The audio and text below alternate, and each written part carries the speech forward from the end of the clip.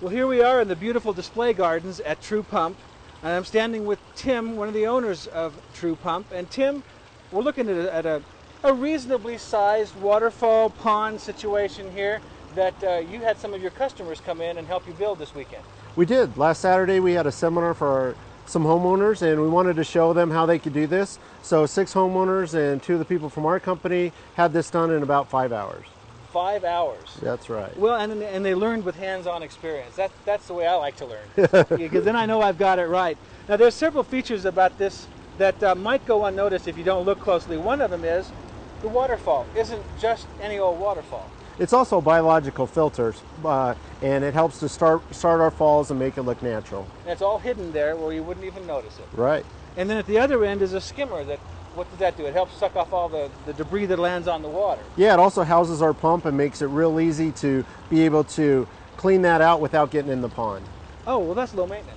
Makes it a lot easier. That is too. And then down in the water yourself, just the rocks that you've chosen to use around here, I really like the arrangement that you've done using the angular rocks in different sizes and then topping off the shelving with some gravel. Gives it that real natural effect. Yeah, we really want to cover all the liner and different sizes of rocks to, like you said, make it look natural, try and replicate a kind of a mountain stream. And it gives you little nooks and crannies to plug in little water plants here and there to soften the edges. Yep, another chance to be a gardener. Yeah, there you go.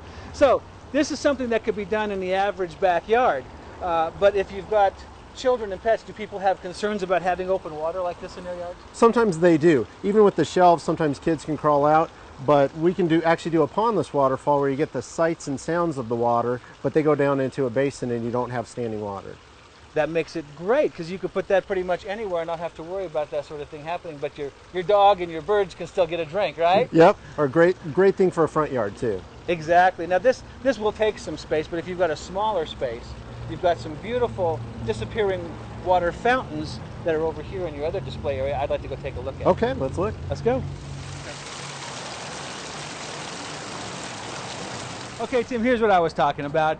You've got this beautiful rock stone sculpture that has been turned into a fountain that just disappears. But this pot over here is really what I wanted to look at more closely. This is a beautiful, one of those Chinese import type pots that's been turned into a sculptural fountain, and the water just disappears underneath into what? There's just a pump vault underneath there, so it's strong enough to hold up the rock and stuff and the piece on top, but then your pump's down below and that contains the water.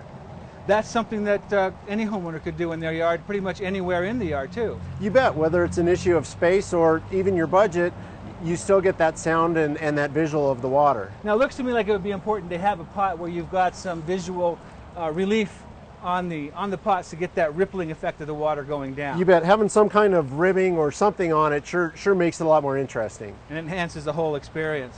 Well, that's the little stuff. Now, Tim, I want to go see the big mother. Let's take a look. All right. So Tim and I are standing here on the top level of this beautiful pond install here with the waterfalls and the stream beds and the pond and the trees. This is gorgeous. This had to be a professional install. Yeah, this is a little more than you'd want to tackle on your own, especially with the size of some of these rocks we got going. Well, that and all the dirt that you had to dig out of that lower pond to create these sort of outdoor rooms up here. I mean, this was kind of a flat piece of land before, right? Yes, it was. And really having the different levels where you can interact with the pond is really what makes it more interesting. You see it from a different angle wherever you are, and it's nice to have a sitting area up here that you can just kind of overlook the whole area. And but I did notice the trees, Tim. Now, do you have issues with that?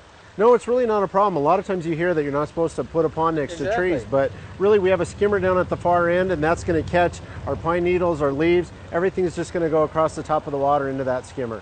All right, well, let's head down toward that skimmer. We're going to be able to walk through the pond. I love this, walking down on the wet rock there. Well, on the way down the stairs here, Tim, I noticed night lighting here. Yeah, you really want to be able to enjoy it at night after a hard day of work.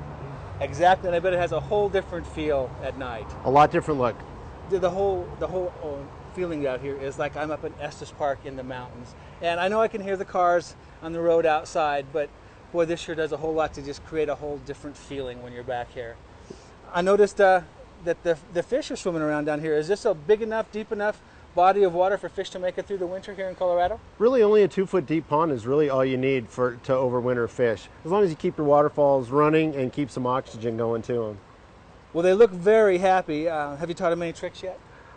We can make them eat out of our hand. Okay, well, when you get them to flip, give me a call. We'll give that a try. I'll come back. Well, this has been excellent. Thank you so much for giving us your personal tour of your display gardens here.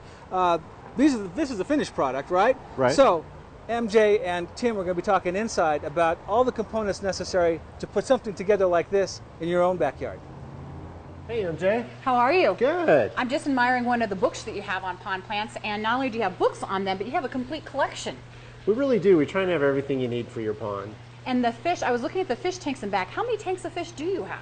We actually have 5 tanks. And they're beautiful fish. You could stare at them for hours. They really make it a lot more interesting. And in addition to all of everything you have to actually build a pond, you have a complete collection of what they need to maintain the pond. Yeah, some of the water treatments to keep the water clear. So, in maintenance, you know, a lot of people are scared about ponds because they think it's going to take a lot of work. How much work really is a pond? You know, with the right filtration system, 10 or 15 minutes a week is really all it takes. 10 or 15 minutes? That's I think I mow it. my lawn. It takes me longer than 10 or 15 minutes. Well, and you have all of this available for consumers on a daily basis. You bet. And I was noticing you guys also offer consultation services. We do. If people are stuck in installation or just want to know more about the existing pond they have, we'll go out and help them out with it. So True Pump is really a one-stop pond shop. We really try to be your pond store. And now, I absolutely love everything that you have in here. In addition to everything you have here, we're going to go visit your partner. We are. We're going to go to Joe's house. We're going to go to Joe's house and visit her pond. So make sure you stay with us on Get the Dirt. We're going to be back in a minute, and we're going to see what they have installed in the back of Joe's yard from True Pump.